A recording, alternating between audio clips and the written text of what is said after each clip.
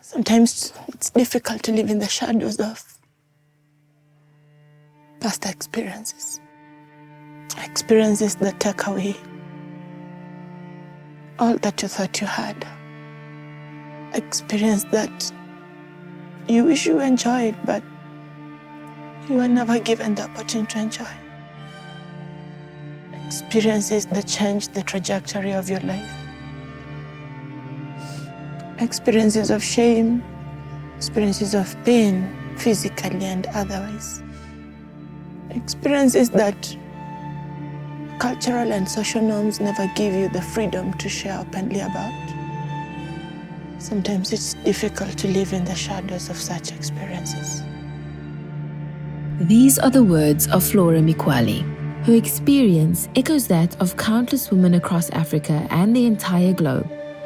Women who have been violated, sexually assaulted, burdened with a pain that is unforgettable. Women who have been raped. So I had come to see my dad on a Sunday morning. I was working as a house help. He also wanted to come and see my dad. He was like a family friend. So we waited for some few minutes and then he was like, why should we be rained on? Come and shelter yourself. The rain was actually increasing. The amounts of rain that were dropping were increasing. So I tagged along. So he pinned me down. I held a penknife around my neck. And like they say, the rest is history. He penetrated me. The physical pain was much, but it was increased when I looked back and saw all the blood that soaked the sheets. I just tried to put my clothes together. I remember him asking me, are you stupid? Where are you going? You've caused me to do this. He used the F word. I couldn't talk. I was in shock. He soaked the sheets. He expected me to wash them. You know, that's more than the violence he'd already done. There is no lack of stories of rape and gender-based violence. However, in the country of Kenya, it has become an epidemic. The story of a man who strangled his fiancée in their Kapsoya home before proceeding to chop up her body, stuff it in a dustbin and attempt to burn it. The man she lived with as her husband for 7 years chopped off her arms with a machete and slashed her head and abdomen. Most often, the man will beat up the wife. The man will hit you. And you're still expected to just sit there and continue being the good wife. These stories are marked not only by their cruelty, but by a culture that has become all but desensitized to such levels of brutality. A culture that fosters silence. A culture of shame. That was actually my story. So he would beat me up and beat me up like until I get a concussion, until I go into a coma, you know, for days. In some communities in Kenya, being beaten up in a marriage relationship is a sign that your husband loves you. As a man, you need to discipline your wife.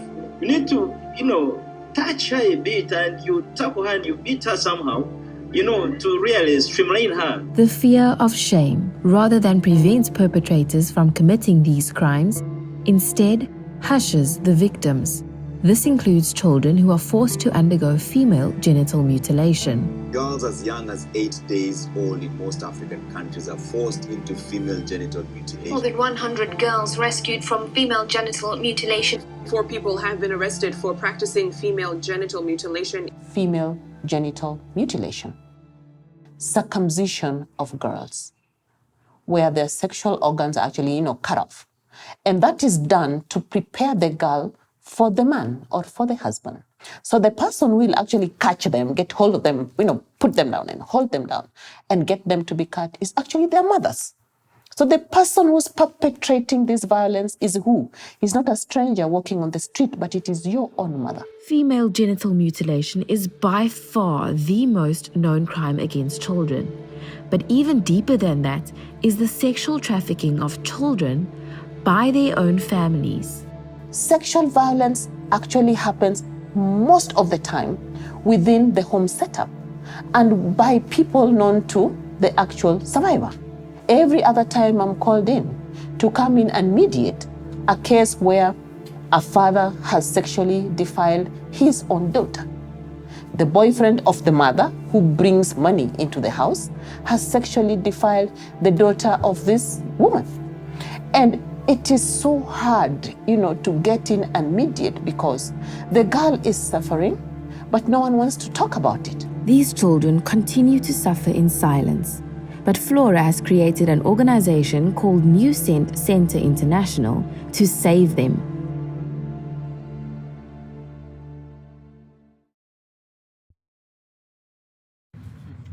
Flora is on the way to visit New Scent Center International, an organization she created to help these children.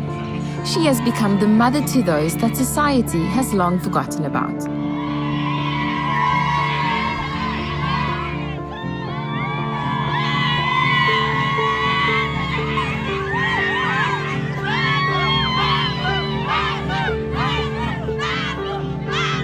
Every evening I would see girls seated in the open place. They were not going to school. In the evenings, they would be spending time with grown-up men who were smoking either cigarettes or bang, or they would be chewing cat. Some of them were drunk, dead. And I would be wondering, what are these young girls doing with these grown-up men around? So while in prayer, the Lord spoke to me. And he said, enough of talking, it's time to act. And I asked him, what do I do? And I have no money. And the Lord responded by saying, use what you have. And what I had was my rent money. You know, there's always a faith journey involved in anything like this when there's no resources. Mm-hmm. And just through that faith, you know, maybe the ox cart breaks down to the milk cart and they have milk for the day, you know, or the baker, you know, makes too much bread and so it's going to spoil. So he comes and delivers it there. The vision God's given you is real. That doesn't mean it's going to be easy, but she has great faith. And so between the year 2008 and 2009, when she was interacting with our young people, there was something in her that was calling for attention. And so she finally came to my office and began to talk about it. She had this vision, she had this desire, and she was looking for support. Well, the first thing is, well, let's pray about it. Let's seek God's mind. Let's allow God to lead you step by step, and so we did. And so after my time of prayer, I called Regina and I asked her, those kids are still there at the marketplace? And she said yes. And I told her, I'm coming tomorrow. So we go and see them. This sums up, in a small way, their life before New Scent. So we would ask them if they wanted to rescue them, we would find them, talk to them, know why they're not in school, know what is happening in their lives. And then if they accepted to go to school, that was the first catch. Because apparently most of the girls we have, if not all, actually almost all of them, desire to go to school. But they didn't have someone to take them to school. So when we ask them about school, we ask them what is happening. If those that have parents or guardians, we talk to them. But sometimes it became very hard to get the parents because we were getting their market from them. So the parents would not be very interested. But of course, like any other genuine thing, will involve the authorities. Like there's an assistant chief and other chiefs. Each girl at the center has a letter from their chief or another assistant chief or another administrative person who is recognized by the government to be at the center for now. So this was another area where they used to come and play, and some of them were abused in this area. There is a man around this place that we should be able to find one of these days who has basically abused all the girls that have come from the Tala market area, because he would go collecting food and then he would call them and capitalize on the fact that they cannot afford food from home. So he would take them to his shack and he would abuse them. One of the girls told me there's a time they laid 3 of them and he would be sleeping with one, finish with her, go to the second one, finish with her, go to the third one, finish with her, then go back to the first one. So this was one of the areas where they have really also experienced a lot of abuse. Nothing has been done to him because they say he's a madman, but I don't think he's a madman. Yeah, just that I do not want to bite more than I can chew, but at some point, he is one man whom we should be able to just hand into the police. While the abusers continue to walk openly on the streets, the girls remain safe at the center. Okay, so who are you? Here are the girls introducing themselves and welcoming visitors to their new safe home.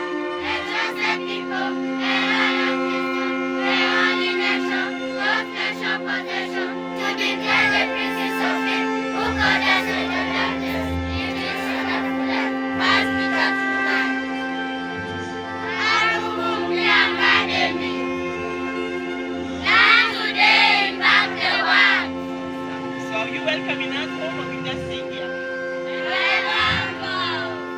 Welcome to your house or to your home? To our home. Yes. Do you want to lead that home? Yes. Right, so it's time to lead.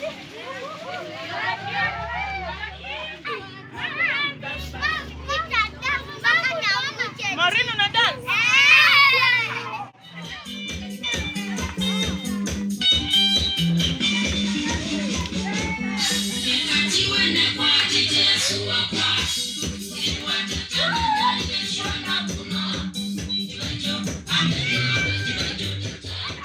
And so on 8th of June, I brought a group of 11 girls to school.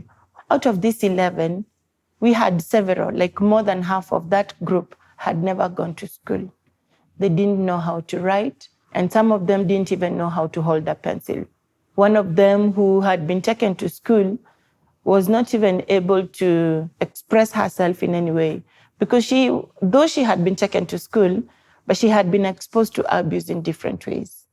She was introduced to sex by her own mother, which is a common story of the girls at the center. So these girls had experiences. They had experiences from this spot. It's like sometimes when they went round, they would come back to their spot. And this was one of the spots that they came back to. Before the number started growing, we had a challenge that those that we had rescued from the Tala market were going back to abuse. They would, after less than 2 weeks or 3, some ladies found them collecting food from the trash bins. The same thing we had tried to avoid is what they were going back to. Some still slept in the trash bins because although we had tried to unite them with their friends' moms or even with their own moms, these moms, we didn't know that they were the ones who were trafficking them or sending men to the house. And when the girls reported that there were these men who came, the mothers didn't bother. Sometimes they would follow those that thought their parents cared. Sometimes they would follow the parents to the clubs and bars where they worked. But that's where one of them again would be given men to go sleep with. And the mother told her, if you want me to stay with you, then you're going to do what I say, sleep with this man. And then she slept with the men, and that became the order of the day. She needed to retrieve them from the condition that they were in to safety. That was clear. One day she just woke up to it and said, I'll go and get started. The first contact we make is we come and talk to them. We find out why they're in the streets. And then we ask them if they're interested. We ask them if they're interested in a life that is better than just being in the streets. And of course, most of them will say yes. They are interested in a life that is better than the streets. When she saw what was happening, as she was spending time with these girls, as she listened to their stories, very gruesome stories, and very captivating in terms of what was going on in the society and what keeps on going around. It became very clear to her that this is it. One of the girls has bravely decided to share her story. Her face is hidden for safety concerns. When I was young, I was not going to school regularly. My father would come home drunk and chase my mother away. He would not allow me to leave even to my grandmother's house. At night, my father would come in and rape me. When I would tell my grandmother what happened to me, she wouldn't listen. Every time I went home, my father would rape me. So I started to sleep outside, and sometimes I would sleep at a neighbor's house. Eventually, my neighbors would no longer allow me into their homes. I finally decided to follow my mother and discovered that she was going to nightclubs. She was a prostitute. She now rented a house and allowed me to stay there. Her youngest son would open the door and the men would come in and rape me. When I told my mother, she said I was lying. Life with my mother continued like this until I decided to go back home with my father. I had no hope. I was not allowed to stay in school very long because I had not paid my school fees, so I was sent home to collect the fees. I then went to my uncle's house, but my uncle raped me too. I reached a point where I even wished for death. I always told my mother not to get pregnant because of all the problems that I was going through, but she didn't listen. She got pregnant again and gave birth to a baby girl. She took care of my baby sister for a while, but then left her in my care. One day my father came to me and told me to push my sister on him, which I denied. He pulled a knife and threatened to stab me, so I had to do it. My father raped my little sister. I was too young and didn't even have the ability to defend her. We again went to where our mother was staying. Men would come in and rape both me and my sister. After they were finished, my mother would come in. I finally learned that my mother was sending the men to rape us, and she would get paid once they were done. We went home and again my father would rape us and my grandmother didn't want to see us.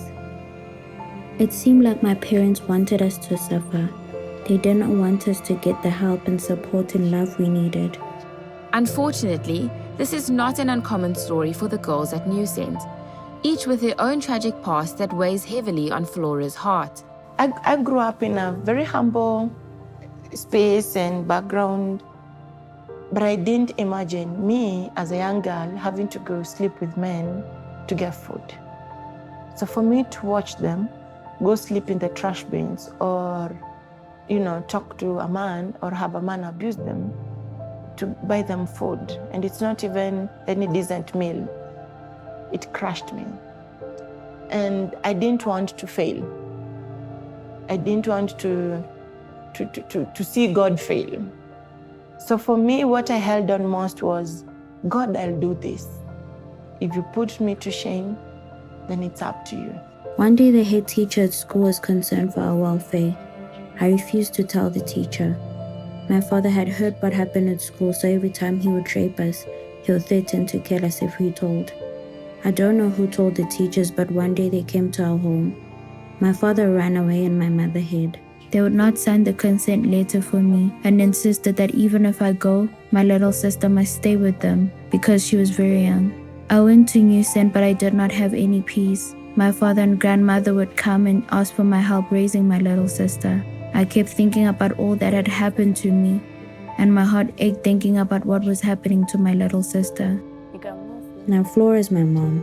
She encouraged us all to forgive those who have wronged us, but I found it very difficult to forgive those people who abused me. Mom encouraged me to keep praying, and she kept praying for me, and ever so slowly I started to heal. My nightmares stopped and I reached a point where I know my purpose for living. I discovered that God loved me, and I started to love myself instead of hating myself as a result of being abused. Since I came to New Scent, my life has changed. I started here when I was in grade 5 and slowly began to concentrate in class and learn. At home, the clothes I had were old and used, but at New Scent we are clothed well. Back at school, we never had books to write in or read. But here we are getting books in abundance. One day when my mother and father were arguing, my father lit a mosquito net on fire while my sister was still living with them. My mother screamed for help and nobody helped her. I grabbed my sister and ran because I knew if I left her, she would continue to be abused by my father. I'm so grateful that my sister is at New Scent now too. I can see she's doing well and she's happy. Sometimes when I ask her about her parents, she starts getting scared and crying, so I have to change the stories. I'm thankful she's here, happy, clothed, going to school and doing well in class. I'd like to thank Mom because if it was not for her, I don't know where I would be. Through the help of God, Flora and New Scent, these two girls were able to find a loving home and begin to heal. But Flora had some difficulties of her own when the girls first called her mom. One time that was really hard for me was when they first called me mom.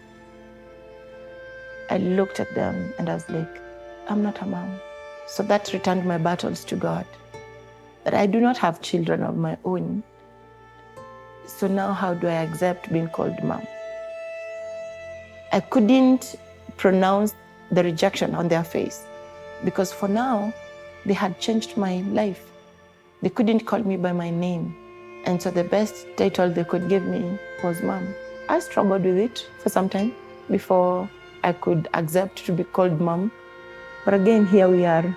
I went back to my closet and asked God, is this what you had planned for me? That before my own kids call me mom, other kids call me mom. Back at New Scent, the girls continue to heal and bring joy back into their lives through singing and dancing with their family. To be born again, to be set free, to be a never member. Very good. Clap for me.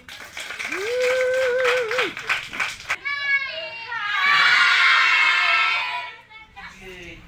Unapenda nini? Dance.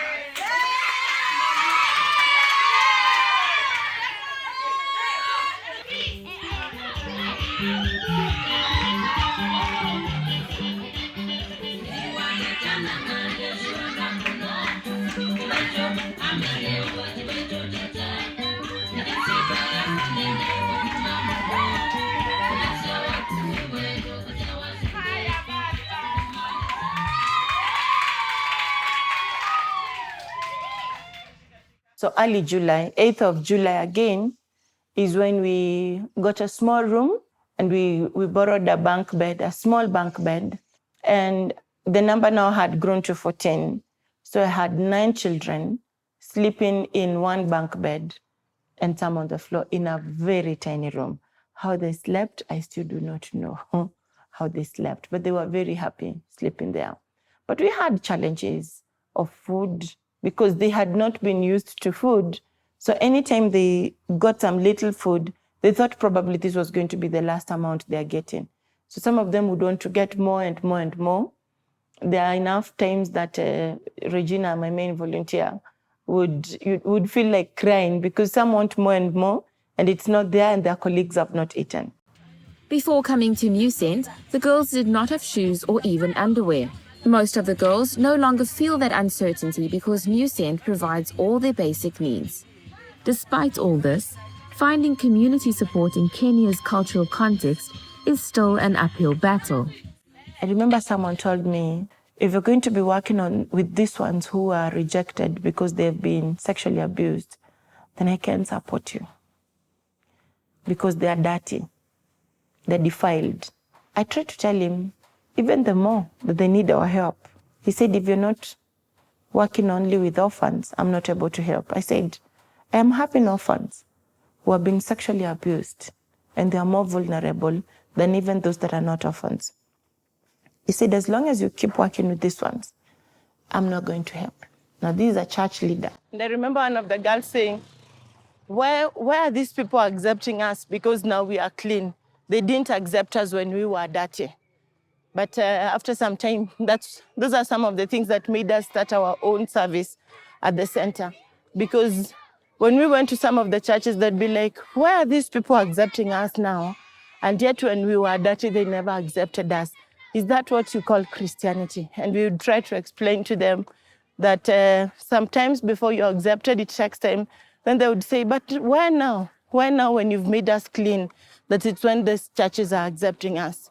So sometimes it became hard to go to a church outside of the center. And that's when I said, well, then we are going to do our church here. I'll teach you the word or bring people who can help us learn the word. And you're not going to be sent away from our church. You know, the thing about God is that he never pushes himself on us. Jambo la Mungu ni kwamba yeye hajilazimishi kwetu. But God is not a rapist. God is not a rapist. He never forces himself on you. Mungu si mbakaji, eti atakuja ajilazimishe kwako. God is a gentleman. Ambaye anakupeanga time, atakuita. So you must choose. I may force you to come to church, but I can never force this. It is your choice. I may ask us to sing, but I can never force the joy of singing into you unless you choose. Tunaelewa? Ninaweza kukulazimisha kuingia kanisa. I will never give you the freedom. It is a conscious choice. It's a conscious choice that you make. This conscious choice was a decision Flora herself had to make when she was younger. While I was in primary school, life had changed drastically for us as a family. As in grade 7, and we experienced a lot of dysfunction in the family, so to speak. There's so many nights when we slept outside the house, in the coffee plantation, or behind the banana plants and all that. And I was always like on the spot. You didn't fetch water, or you went to fetch water and you came late. Something would always be happening. And one day, I was like, I've had enough of this. I took a rope and I threw it over an avocado tree. I tried to put it around my neck. It didn't work. So afterwards is when I was, my mom paid for me to go for this youth camp. That was the first attempt. And when I came back, I had now given my life to the Lord. And me giving my life to Jesus was again another escape thought, because I had gotten tired of this life. As a young person, we had gone through so much difficult. We always had to go and work in people's farms so that we could get food. And the physical work for me was not doing me any good. I was like, can't we have anything better? Of course, there were good days. I know that. So the second time I attempted suicide was my life in the slums. My family felt like I had grown. So nobody should be taking care of me. Yet I wanted to go to college. Because of the childhood I had gone through, I told myself one thing. One, I am not getting a child out of wedlock, saved or not. I don't want a child out of wedlock. I had suffered enough to imagine what my child would go through if I got a child before marriage. Two, I said, I am not getting married until I get some education that I can use to bring up my children. Because I saw my mom suffer, and I saw her suffer, working in tilling people's land. We've not done it on our own property yet. Ours was small. And there are times when, if my mom is away, I had to be there to take care of my siblings. I still remember one night when one of my brothers asked me, so Mwikali, we've finished all the food tonight. What will we eat tomorrow? And I remember telling him, I'll not go to school tomorrow so that I can go and look for some work to do and buy food for you. So there are times I would be away from school to go and work in people's farms, like harvest coffee or do some tilling or something. So when I finish high school and nobody sees the importance of me going to college, and I have worked as a house girl in my relative's house to get my results, and everyone feels like I cannot take care of myself. For me, I was like, not yet. And so I ended up in the slums. And one of the times I walked a long distance and visited a relative who was like, you should have gotten married or get something better to do what other women do for you to take care of yourself. Why are you coming to bother us? I walked back to the tin shack that I lived in, and I was like, God, this is it. Let me just die. So I took several pills of malaria and slept. But in the morning, I was okay. I didn't die. It was a way of treating any malaria if it was inside. And about 2 times I gave up on God. I remember one time I told God, if you cannot defend me, and yet you say you've called me to the ministry, then I have no business with you. So I usually say I gave God enough. I was like, if you can't defend me, I'm facing all these difficulties, have no place at home to stay, and the people that I thought would help me are also getting tired of me, then I have no business staying with you. So I remember it was like a spell of about 6 months. So it's God. I just do not want to go for fellowships. I do not want to pray. Of course, I would say, God, thank you for the day, and that is prayer. But not the intentional prayer of, no, I am finding time to spend with God.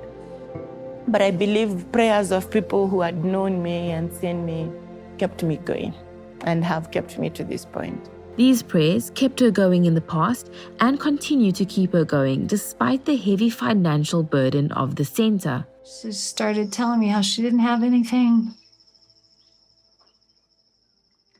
except her rent money. And she could either go pay her rent for the month for her apartment, or she could go start something with these girls. And she chose to go start something with the girls. And she lost her house. She lost it about a month or so later. I remember her coming in and she was trying to figure something out, but it wasn't going to work, and she was having to move her things out. I think she lost some of her furniture and all at that time because they just moved it out. But she never turned back.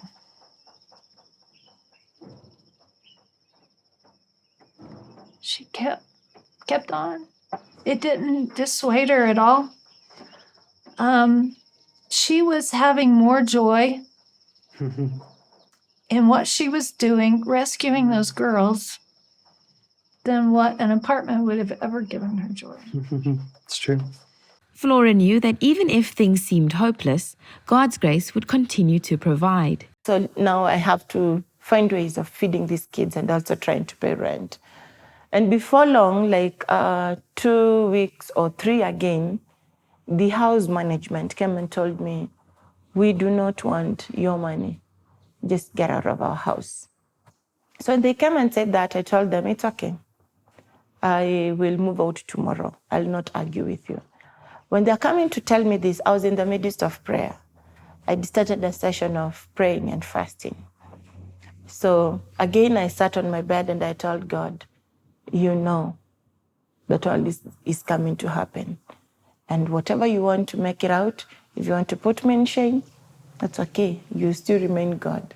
Looking at Flora from those earlier days, and as she was talking, I must admit there were times I felt like, come on, girl, how are you going to do this?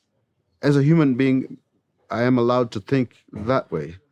As a pastor, I shouldn't have been thinking that way. But later on, I think it became very clear that here was a person with passion, with a drive, with a vision, and nothing was going to stand before her. We had now moved to a bigger room. We didn't even have decent mattresses. There's a time these girls were sleeping, 20 girls, on 3 thin mattresses. And they were happy. And they would only have ugali, that is the corn flour meal, with cabbage. And that's all we could afford. And it wasn't so much, of course. But God's grace kept us. I had taken them to school. Them, they were excited that they now know how to write. They now know how to do their names. And they were getting a meal. They were sure they were going to get a meal. In the morning, they would take porridge. At noon, they were sure they were going to have something to eat. And in the evening, they were sure they were going to have something to eat. That's what kept them. While food kept the girls there, acceptance and love turned New Scent into their real home. A home they're more than proud to show off. Okay, hi, welcome to our home, New Scent Rescue Shelter. Welcome. This is where we do our devotion. This is where we go to church. This is our tank. We always put water here. Yes.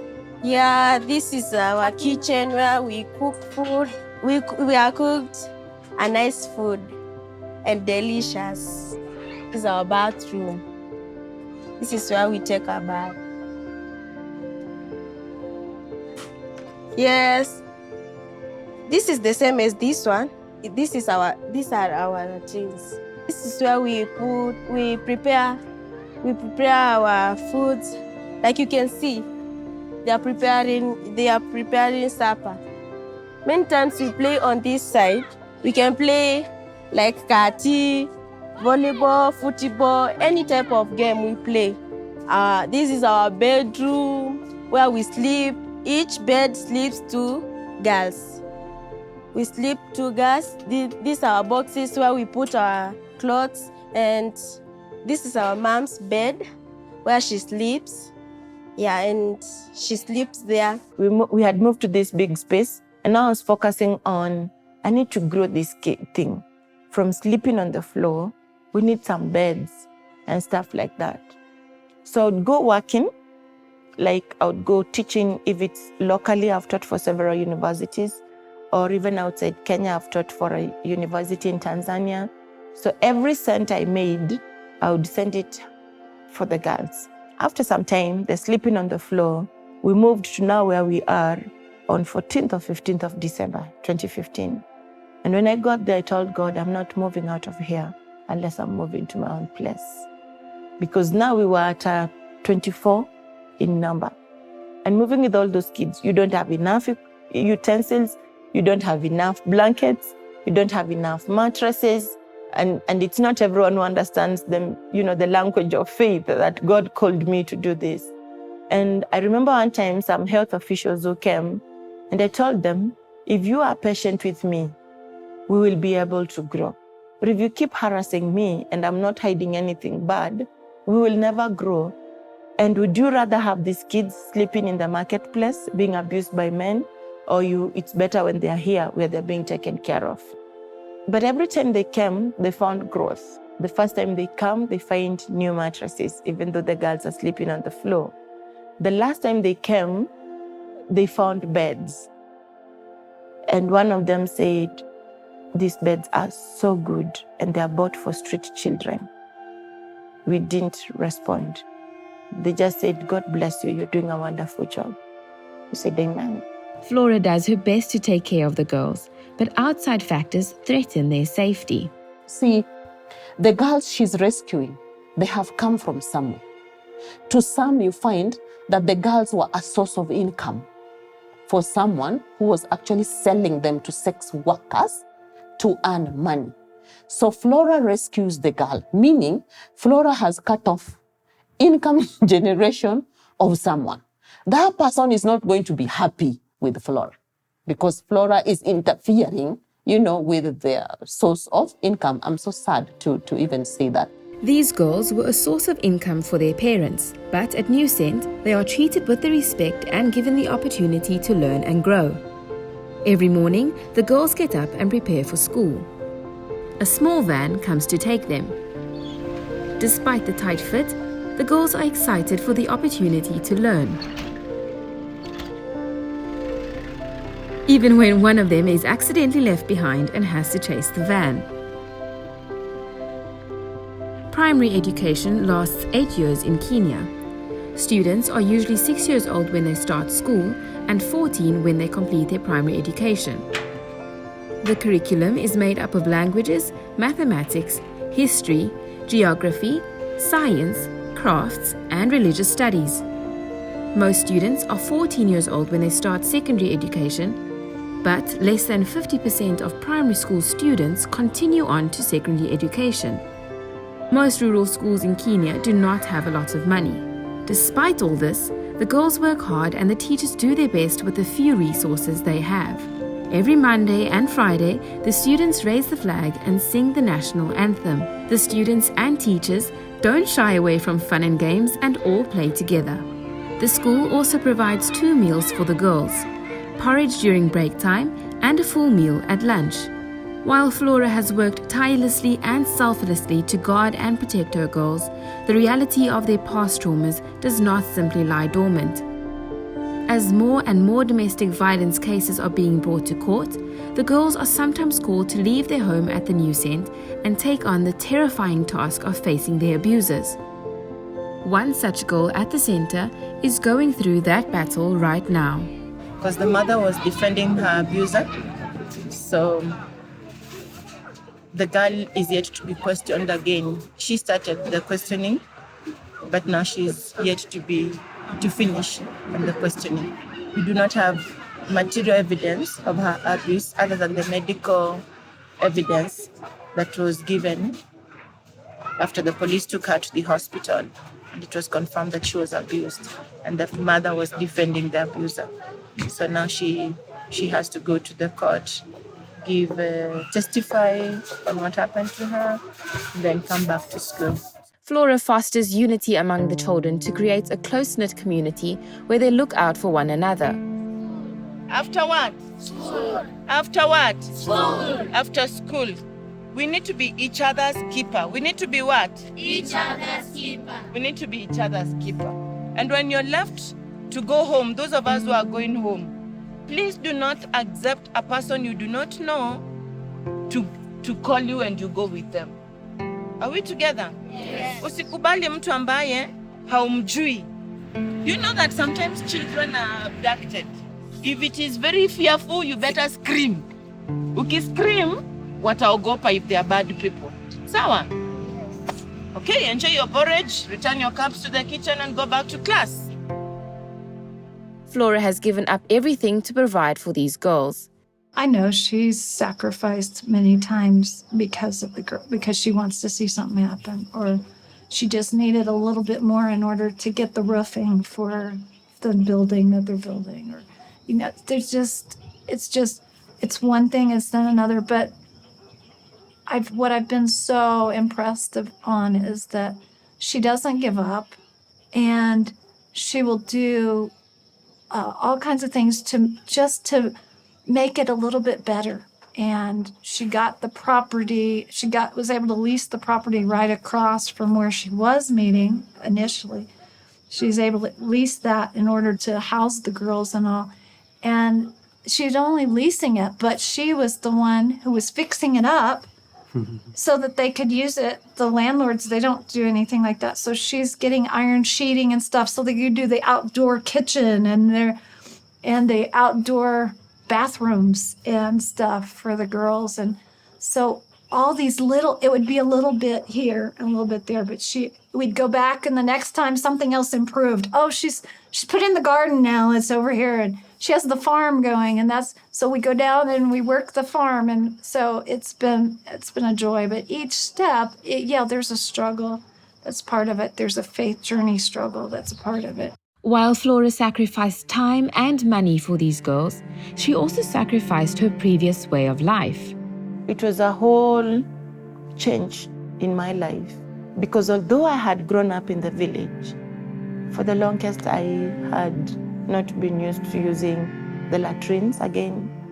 We didn't have a kitchen. We only had something makeshift, so we had to hold an umbrella for whoever is cooking. We kept on waiting for the person who rented us the premises to build for us the bathroom, but it never happened. So we had to do like nylon paper walls all around. Sometimes they would fall off as we kept on hoping that they would come and do the bathroom for us. So if you didn't take a bath very early in the morning, you'd have to take a bath very late in the evening. So you guess, most of the time, you probably didn't even do it, especially for me, I was scared of all that. Back at the center, Flora shares a surprise with the girls.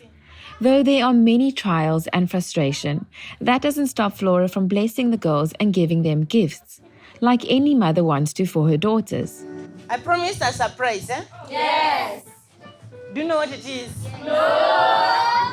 So we must praise Him. Praise Him in African way. If you give me better than that, I'm going to give you something good. So we must praise Him. Praise Him in African way. So we must praise Him. Praise Him in African way. I want to give you chicken for supper. Yes.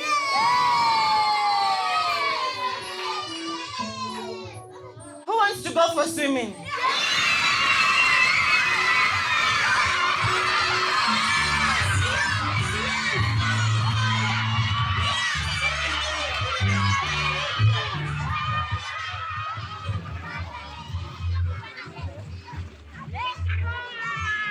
The girls love to play and have fun, but raising that many girls is near impossible for one person. These girls are of varied ages. They come in when they're 3 years old. After 2 years, they're 5. They are growing. And as girls grow up, their needs become different, become unique, and become more. What you spend on a 2-year-old, if they're not sick, might not be the same as what you want to spend on, a 13-year-old. And she would need to bring in other help or professionals, to help her deal with these girls. Flora can't be everything, to these girls. She can be the mother figure, we agree. But what if there's one or two who needs psychological support?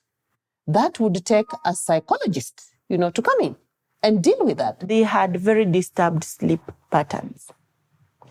Some of them would be screaming the whole night. Some of them would not even sleep. Some of them would be having dreams where they're having sex with men they can't see. In some incidences, even animals. And I would ask God, what do you want me to do? This is too much. I remember one time that time I was still sleeping on the floor in the room that I am sleeping in right now.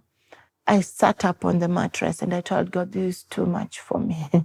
I cannot handle this. Listening to the kids, not able to sleep. And when you go to their room, some are really, you can see kids struggling, they're not able to sleep. So they would be holding their private parts. And if you try to hold that kid, they would scream like, the roof down. Others are struggling, they're having dreams. So I couldn't stand watching them, suffer that much.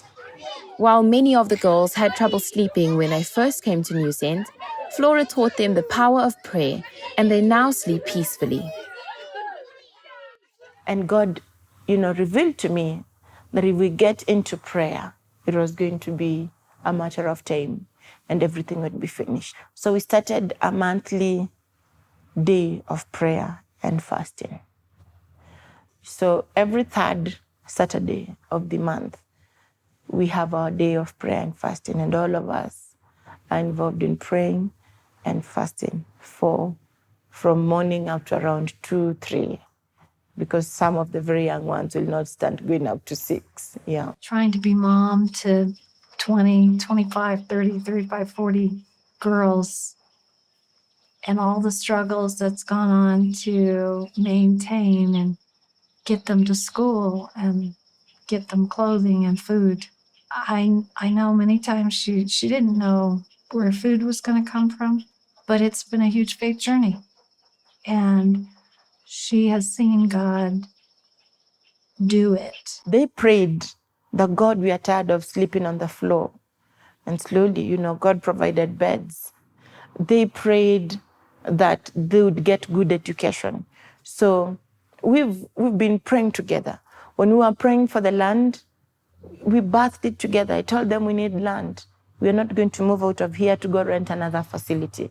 We're going to move to our own space. And so we started praying, and they would pray and pray until we got the land. Now we've gotten the land, so pray for money. No, we've bought and paid the bigger part of this as we await for the final documentation. Now let's pray for the building. We started praying for the borehole. So they've seen the birth of everything that we have now and hope to enjoy in the near future. So prayer is our pillar, is our key pillar.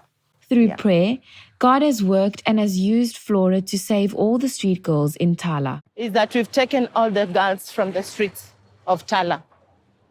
All the girls that were in the streets, the new center has taken them to the rescue center. So now we do not have street girls. And this was confirmed the other day by one of the children officers when he said he was doing some study around and he noted that we didn't have any street girls at Tala. And that is because all the street girls, we have taken them and we have put them at the rescue center. So it's funny these days because every time I'm talking to her, I'm like, what are we up to now? And it's like 20, 24. Now we have 29. Then she'll tell me that, oh, some of the government officials, people are hearing about it and they've brought her more. Now, today, she's telling me 40. Because she now has 40. Because of Flora's desire to save as many children as possible, she realized New Cent had to expand to be able to accommodate their growing numbers. This is the new facility. It's a 2.4 acre piece of land where we are building the hostel for the girls. And this hostel is going to accommodate about 160 girls to 200, but basically comfortably 160 girls. Later, we'll be able to develop a clinic which will serve not only the New Cent community, but it is also going to serve the community around. We have projected to have a school around, which will serve again not only the New Cent girls, but also the community. The public schools around are far off. And then we will do a church, and we must do a workshop to help in development of vocational skills for the girls, and probably we shall invite the community to benefit as well from that workshop. The small porches that are going to remain, we must do agriculture. We have grown corn here before for 2 rainy seasons, and right now we've also planted some more corn.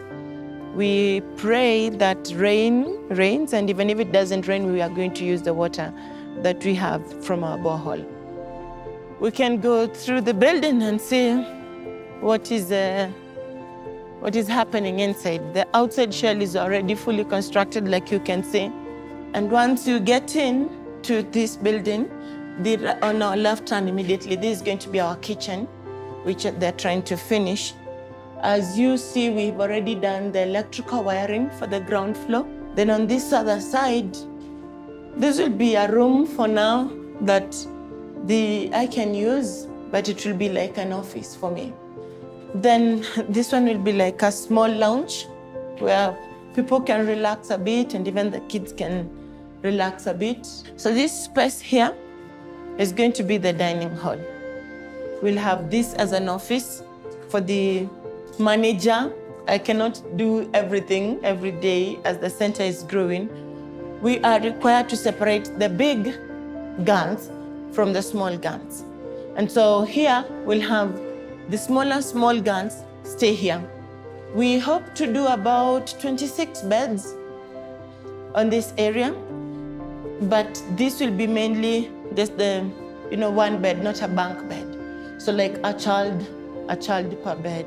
Now again, as you notice, we have not done electrical wiring here. It's one of the things that are remaining for this floor and the upper floor. So we have all these rooms or cubicles, and each cubicle is expected to hold 2 bunk beds. So that means 4 girls per room.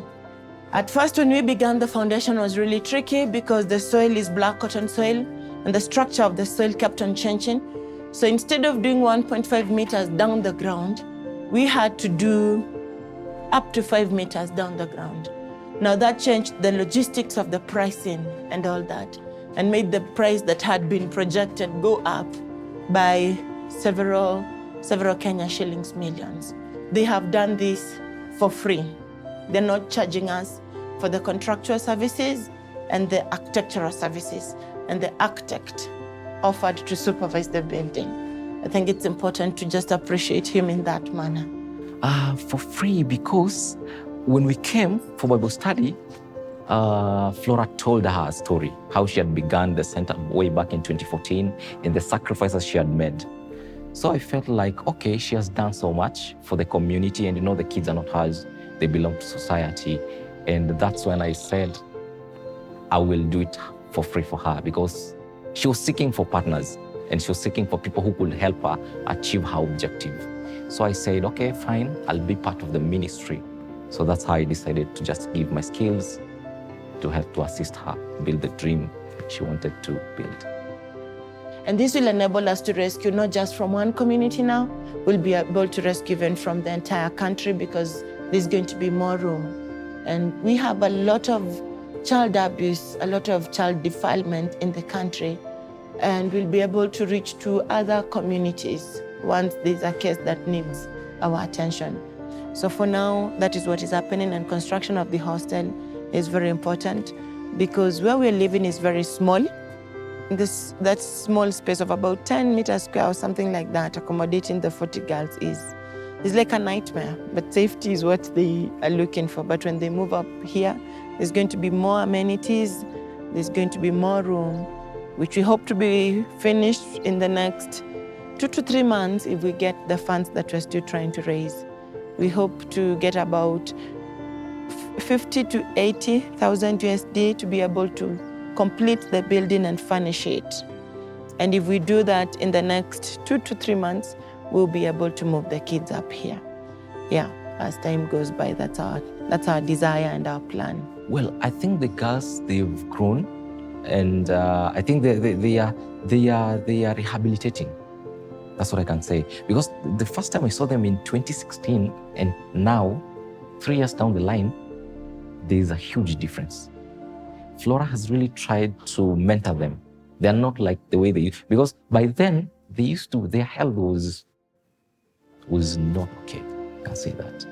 But 3 years down the line, I can say they're rehabilitating. They're doing well, both spiritually, physical, and academically. They're also doing fine.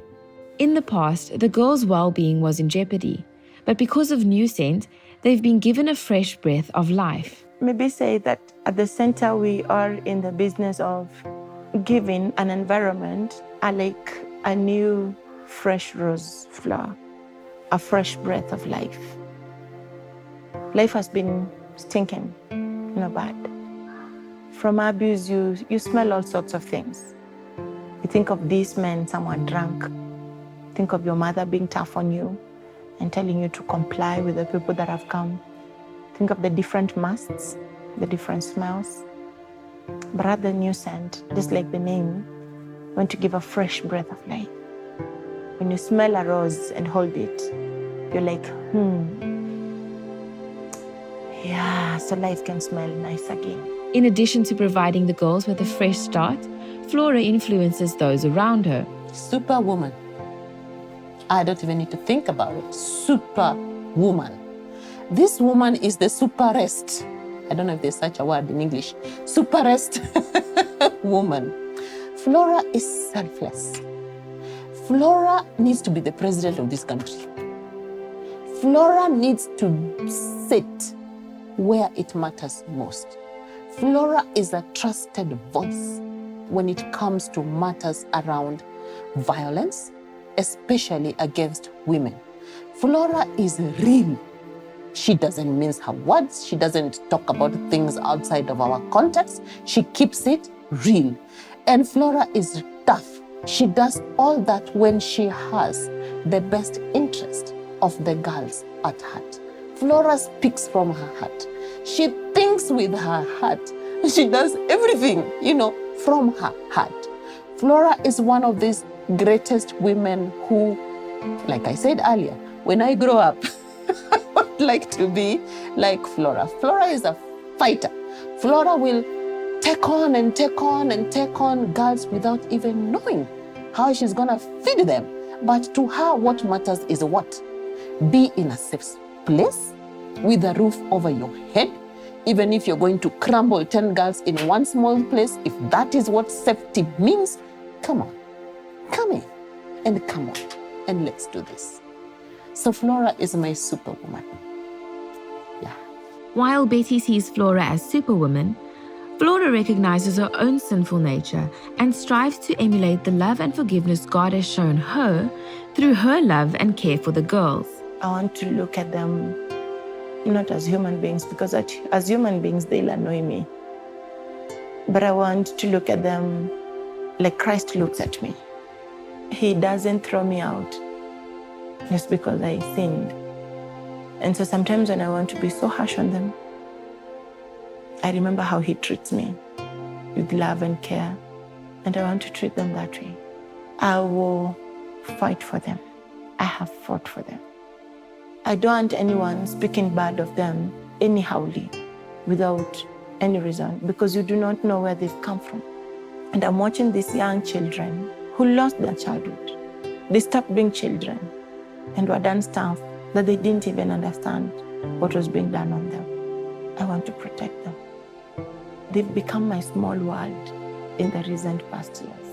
I may not give them everything they need, but whatever I can, I want peace of mind for them. It makes me more happier to see someone who, when they came, they were not talking, they were not smiling, they were not laughing, but all of a sudden they blossom. they know they are free. In fact, recently, I asked Jessica, one of the girls, do you want to go home? She was like, no way. I was like, why? Newcent is the place to be. She said, yes, but you were never used to taking porridge. I'm okay, I can take porridge. So watching her from being alone and broken to playing and dancing and just desiring to go to school and saying, I need this, that makes me happy. Yes, that makes me satisfied. Watching someone who didn't know how to hold a pencil, write their name, read, pray, I'm like, God, it's done. At least one life has been transformed. Not just one, but many lives have been transformed by Flora and Newcent, including her own life. Flora continues to process and work through her painful experiences in order to help others experience the healing and peace that she has found through God. Here we say water that has been poured cannot be collected. But God can still fill us again. And living in the past doesn't help, but using that past as a stepping stone is what I want to do. And I will not let the past pull me down. It's gone, it was taken.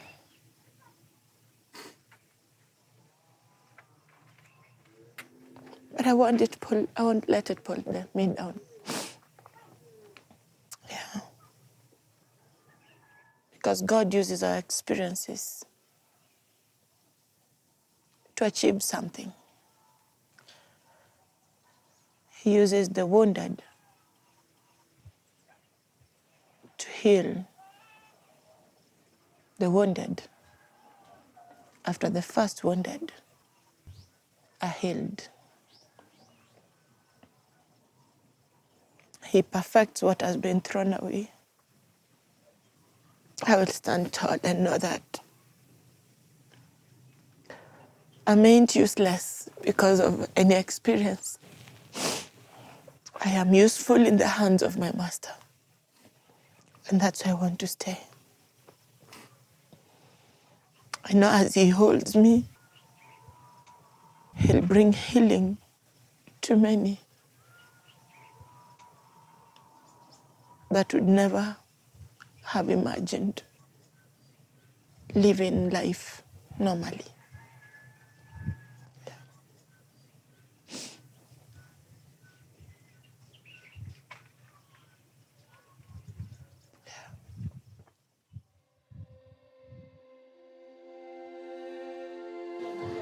My life was not good, but when I came to Newcent, my life changed.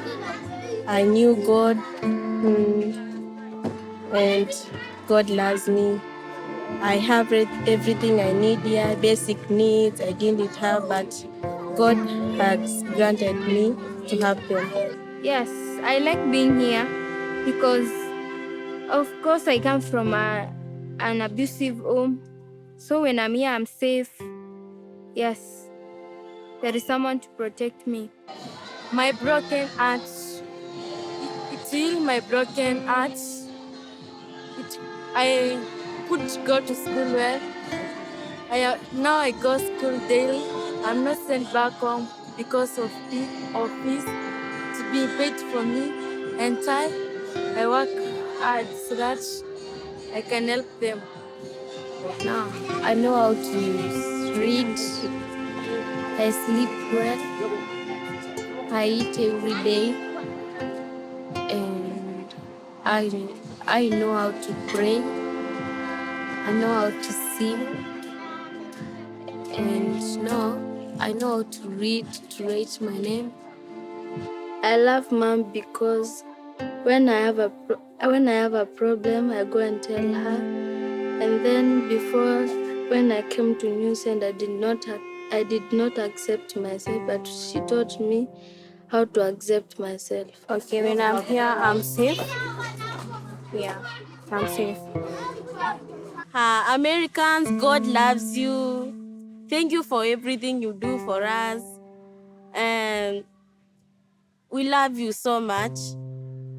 And God, may He be with you. I would like to tell them that God loves them and we will be praying for them. In life, they should not give up. God loves you, and we usually pray for you every day. I don't think it's like here, Kenya. I think it's a country of special people who loves also other countries and they like helping.